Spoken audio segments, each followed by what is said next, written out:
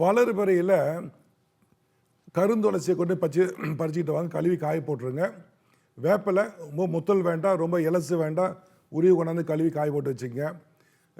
மிளகு நல்லா வறுத்து அரைச்சி வச்சுக்கங்க. இந்த மிளகு எலுமிச்சம் சாறில் ஊற போட்டு வச்சுக்கோங்க. ஊற போட்டு காய வச்சுக்கங்க. எத்தனை நாள் ஊற வைக்கணும் டாக்டர்? ஒன் டே ஊற வச்சா போதும்.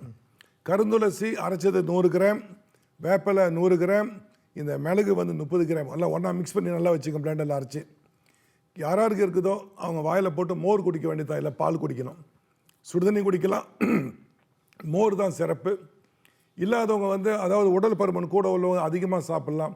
எனக்கு ஒன்றுமே இல்லைப்பா அப்படின்னா ஒரு நாளைக்கு ஒரு வேளை சாப்பிட்டா கூட போதும். நிச்சயமாக அசைவ உணவு குறைச்சிடுங்க. இந்த திடீர் உணவுலாம் குறைச்சிட்டு இதை சாப்பிடுங்க. நிச்சயமாக பயன் தரக்கூடிய ஒரு மருத்துவம். இந்த மருத்துவம் நோய் எதிர்ப்பு சக்தி நிச்சயம் அதிகரிக்கும்.